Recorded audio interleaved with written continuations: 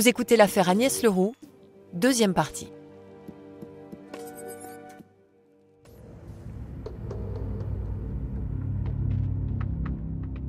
Apparaît un nouvel élément à charge qui est important et qui concerne des livres qui se trouvaient dans la bibliothèque d'Agnelet. Michel Franca, ancien journaliste au Matin de Paris. Agnelet avait l'habitude d'acheter, lorsqu'il y avait un événement marquant dans sa vie professionnelle ou personnelle, un volume de la Pléiade sur laquelle il pouvait inscrire une note rappelant l'événement qui avait occasionné l'achat du livre. Les livres de la Pléiade se trouvaient effectivement dans le cabinet. Mireille Magnan, ancienne collègue de Maurice Agnelet. Donc, par curiosité et connaissant les manies de Jean-Maurice Agnelet, nous avons regardé les livres de la Pléiade et effectivement, on s'est rendu compte d'éléments un peu surprenants. Parmi ces livres, on va en retrouver 4 qui ont toutes des annotations qui sont des annotations extrêmement significatives par rapport à des événements particuliers, majeurs qui sont déroulés dans cette affaire du Palais de la Méditerranée.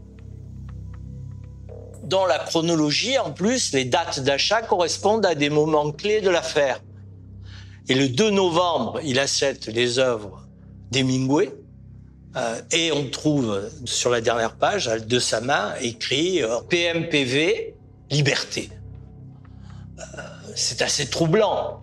Pourquoi ? Parce que PMPV, ce sont des initiales. Donc on peut penser qu'il s'agit du Palais de la Méditerranée, le casino. PV, c'est le Palais vénitien, c'est la société qui est propriétaire des murs du palais. Et l'inscription liberté, elle semble correspondre à ce qui se passe à ce moment-là. Agnès disparaît, il est sûr qu'elle ne reviendra pas, qu'il va pouvoir virer l'argent sur son compte. Ça peut signifier qu'il est enfin libéré de ce fardeau que représente pour lui Agnès Leroux. Agnès Leroux est très amoureuse de Maurice Agnelet, qui est parfaitement indifférent. Elle commence à se poser des questions. Il n'a plus besoin d'elle puisque la transaction avec Frattoni de la cession des parts est faite. Son argent est entre ses mains, elle ne lui sert plus à rien. C'est horrible de le dire, mais c'est comme ça.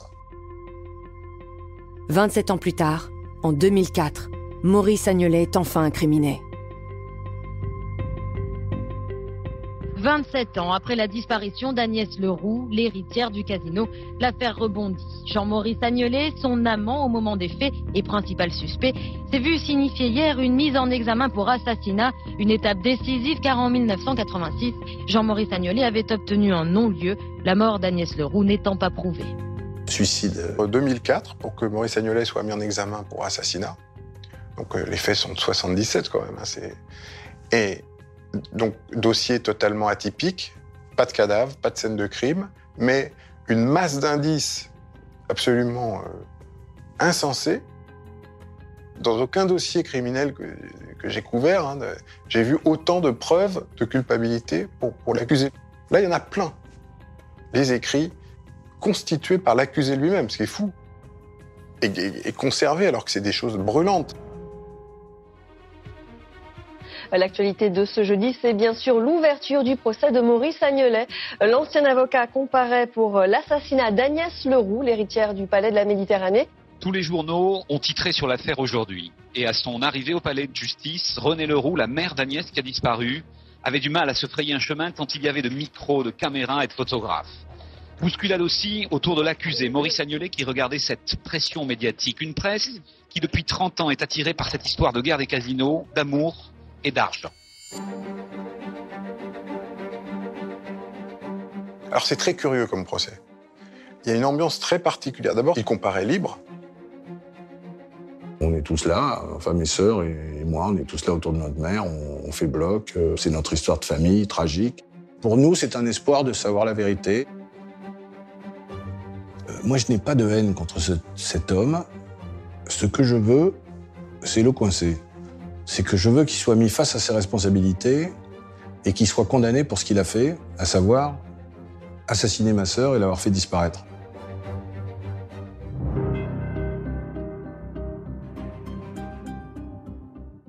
Notre avocat, je dirais pas qu'il était optimiste, mais quand même, il y avait des charges énormes.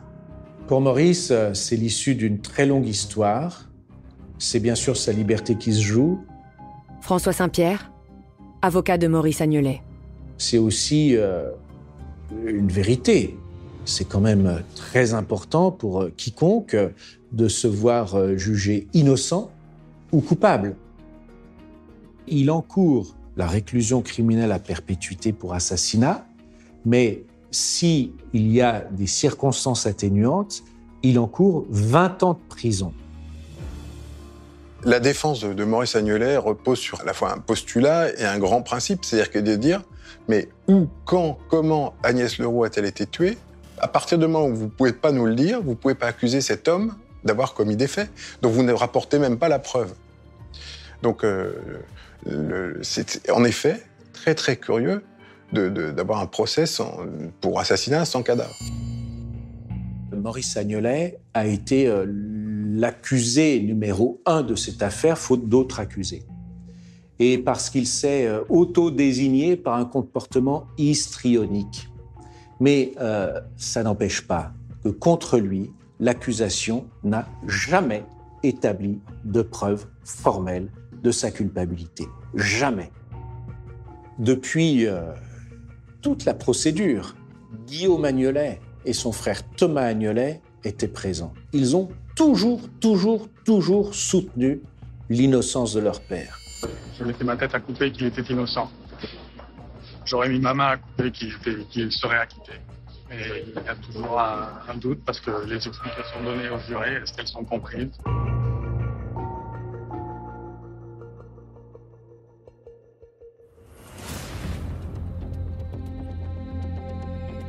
Maurice Agnelet, il a une drôle de manie, c'est qu'il enregistre beaucoup de choses. Il enregistre les conversations téléphoniques, il enregistre les entretiens qu'il a dans son bureau.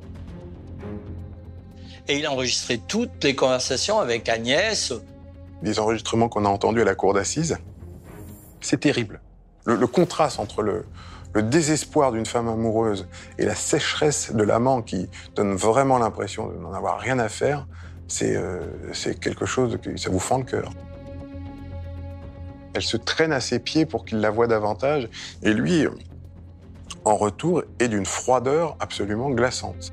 Elle était en demande, vraiment. Et ça, on le voit, on l'entend dans ses conversations téléphoniques, c'est une horreur. Ultime rebondissement avec l'acquittement il y a 1 heure de Jean-Maurice Agnelet. Après 4h30 de délibéré, la cour d'assises des Alpes-Maritimes va l'acquitter de l'assassinat d'Agnès Le Roux. 29 ans après les faits, sauf appel du parquet, il ne peut plus être inquiété. À la sortie de l'audience, il prend la parole, la voix étranglée par l'émotion. À l'instant, mes pensées sont pour Agnès Le Roux. Moi, je m'effondre en larmes. Thomas Agnelet, fils de Maurice Agnelet. Prends la tête dans les mains, je ferme les yeux et instantanément, je ressens une renaissance. Effondrés. Nous sommes effondrés, tous. Jean-Charles Le Roux, frère d'Agnès. Voilà, ma mère est effondrée, mes enfants pleurent, je pleure, le monde s'écroule. Il a été acquitté, donc si vous voulez, on prend les choses comme ça, on prend comme un parpaing en pleine figure.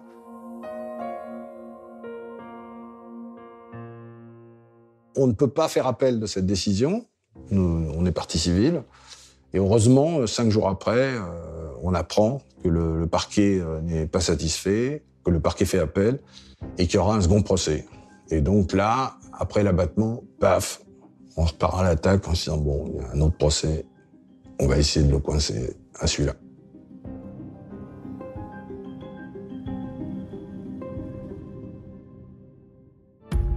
À l'automne 2007, s'ouvre le procès en appel à la cour d'assises d'Aix-en-Provence. Maurice Agnelet est à nouveau dans le box des accusés, jugé pour l'assassinat d'Agnès. La famille Le Roux va-t-elle enfin connaître la vérité ?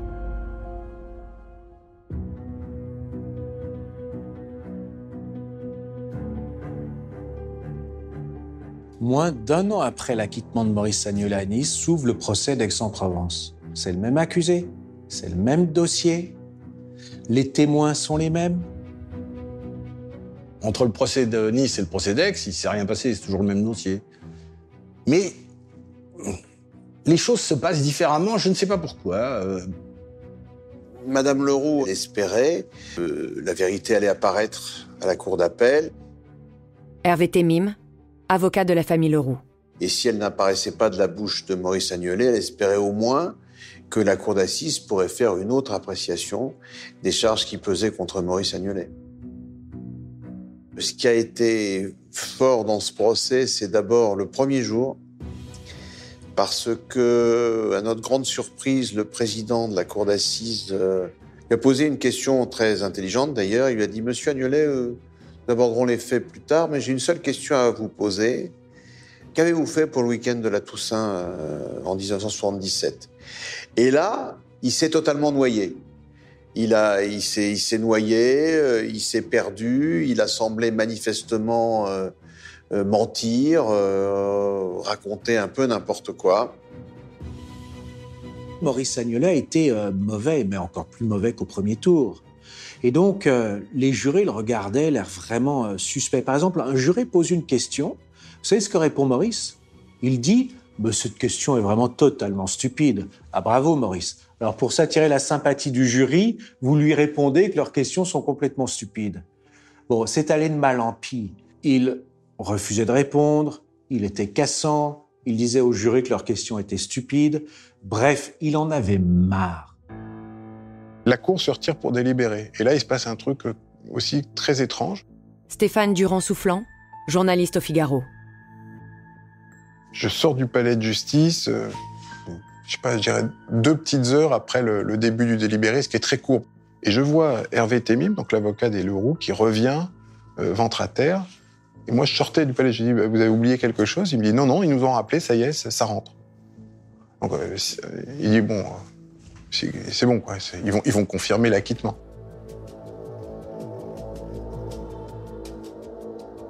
Et là, 20 ans. 20 ans de réclusion criminelle. Ah, espèce de sidération.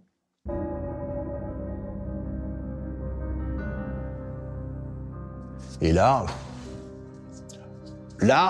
si vous voulez, ma réaction, c'est nous avons été libérés d'une injustice. Voilà. Donc moi, ce que je voulais, c'est qu'il soit condamné. Il l'a été. Pour ma mère, c'est un moment important et en même temps, sa première réaction est absolument bouleversante puisque elle dit oui, mais tout ça ne me rendra pas le corps de ma fille. C'est-à-dire que c'est vraiment son truc obsessionnel, quoi. Donc, elle est soulagée, mais pas autant que nous, parce que son but ultime, c'est ça.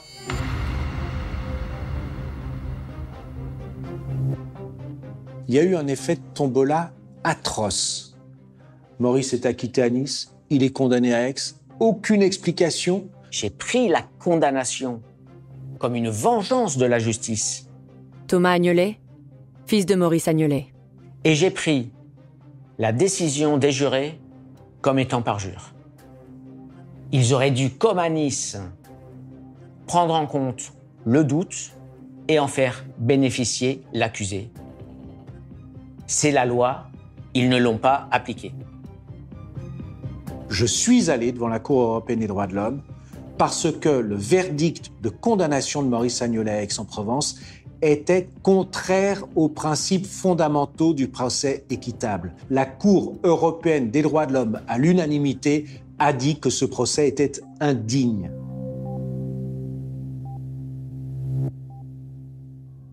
Dans cette affaire, le sort semble s'acharner contre la famille Leroux. Le 10 janvier 2013, 36 ans après la disparition d'Agnès, la Cour européenne des droits de l'homme annule le jugement d'Aix-en-Provence. Maurice Agnelet est remis en liberté. Un 3e procès aura donc lieu.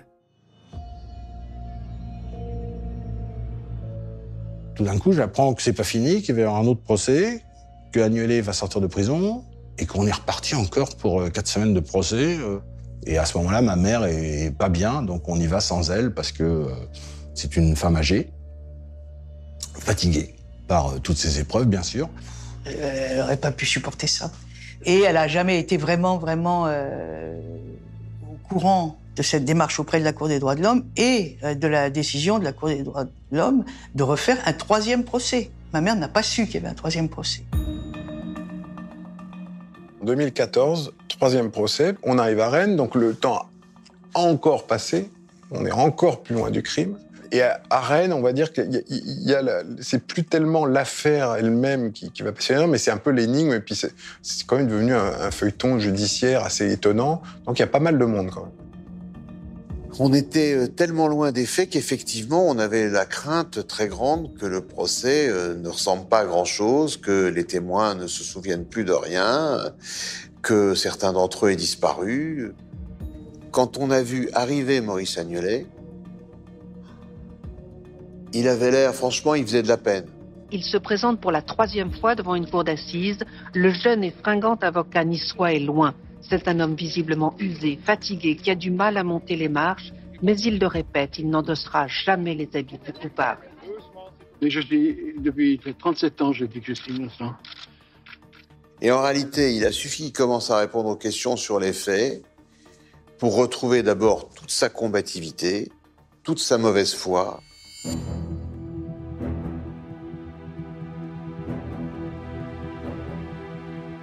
Il se passe au procès de Rennes quelque chose qui ne se passe que très rarement dans la réalité, c'est ce qu'on appelle le coup de théâtre. Il y a une agitation tout à fait anormale à la cour d'assises. On sent qu'il y a quelque chose qui se passe. Les gens ont la greffière qui passe, mais on ne sait évidemment pas de quoi il s'agit. Le président et la cour rentrent, et là, on trouve que le président, il a une drôle de tête, quoi. Parce que, vous voyez, c'est des gens qu'on voit arriver tous les jours depuis 3 semaines, quoi. Donc on les a tous en face de nous, on a l'habitude, on les connaît, quoi. Et là, le président, il n'a pas la même tête que les autres jours. Comme s'il était malade, quoi, quelque chose. Et en fait, donc il commence en nous disant, écoutez, il y a un nouvel élément dans ce procès.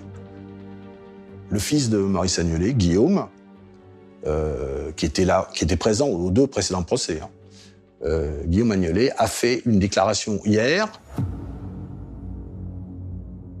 Si je parle aujourd'hui, c'est pour éviter d'avoir des regrets jusqu'à ma mort. C'est ainsi que Guillaume Agnelet, 45 ans, le fils de Maurice Agnelet, a justifié sa confession tardive en plein procès. Il dit qu'un jour, quand il avait 15-16 ans, son père lui a dit « Tant qu'on ne retrouve pas le corps d'Agnès, je ne risque rien et je sais où il est. »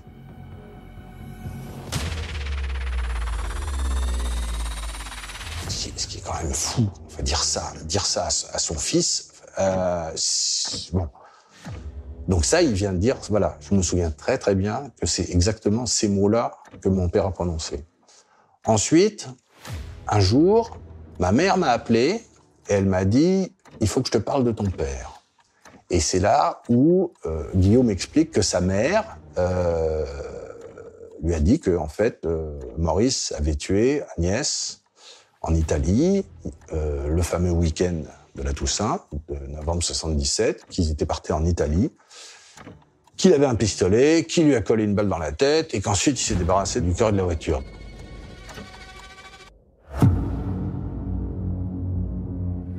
Tout le monde était sur le cul. Thomas Agnelet, fils de Maurice Agnelet. Alors mon père, ma mère et moi, on était sidérés. On n'y a pas cru.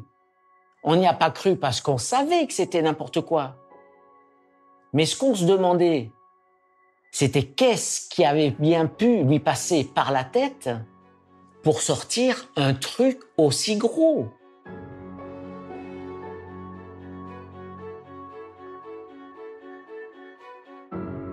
C'était pour nous bouleversant parce que tout d'un coup on visualisait la mort d'Agnès. C'est horrible, hein. Savoir que, qu'elle est morte. De toute façon, bon, ça on pouvait s'en douter, mais dans ces conditions-là, pour rien, c'est nul, c'est une horreur, c'est une horreur. Mais tout ça, c'était évidemment très très violent, et en même temps, bon. quand même, tout d'un coup, ça disait quelque chose.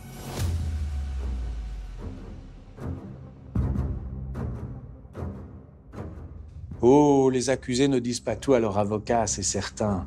Et il est tout à fait possible que Maurice ne m'ait pas tout dit. Mais pour autant, je ne crois toujours pas des années après au récit qu'a livré Guillaume. Ça n'est pas possible.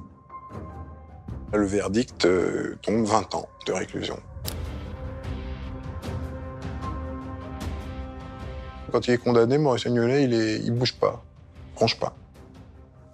Là, il savait quand même que, à son âge, prendre 20 ans de réclusion, ça veut dire peut-être mourir en prison, en tout cas passer des années difficiles.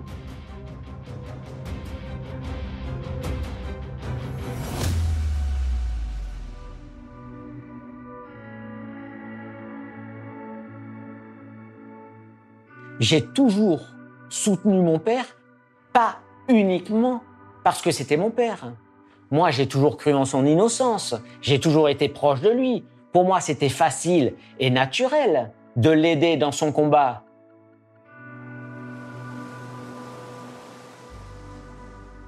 Faut quand même pas dire que c'est un soulagement, c'est pas vrai. Évidemment que c'est pas un soulagement. Mais c'est simplement, comment dire, la fin d'un combat.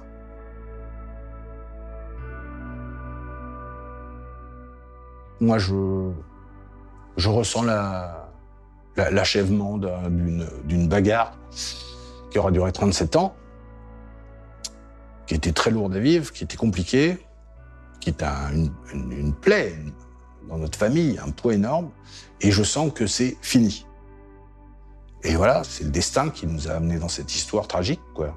Donc on a fait ce qu'on a pu pour s'en sortir le mieux possible, et surtout pour ne pas être victime de cette injustice qui aurait été le fait que le crime de l'assassinat d'Agnès soit impuni.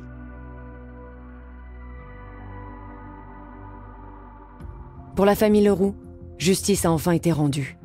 Il aura fallu 37 ans pour que la vérité soit établie. Mais qu'est devenu le corps d'Agnès Leroux? Quelles sont les circonstances exactes de sa mort? Libéré de prison pour raison de santé en décembre 2020, Maurice Agnolet est mort le 12 janvier 2021, emportant avec lui son secret. Vous venez d'écouter Au bout de l'enquête. Si vous avez aimé ce podcast, vous pouvez vous abonner sur votre plateforme de podcast préférée et suivre Initial Studio sur les réseaux sociaux. Au bout de l'enquête est un podcast coproduit par Initial Studio, Enibas Productions et France Télévisions, adapté de l'émission audiovisuelle éponyme produite par Enibas Productions et France Télévisions. Cet épisode a été écrit et réalisé par Héloïse Fagard.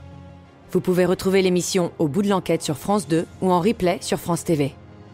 Production exécutive du podcast, Initial Studio. Production éditoriale, Sarah Koskiewicz et Astrid Verdun, assistées de Marie Agassan et Cypriane Ligère. Montage, Joanna Lalonde. Avec la voix de Julie Drey et Marie Drucker.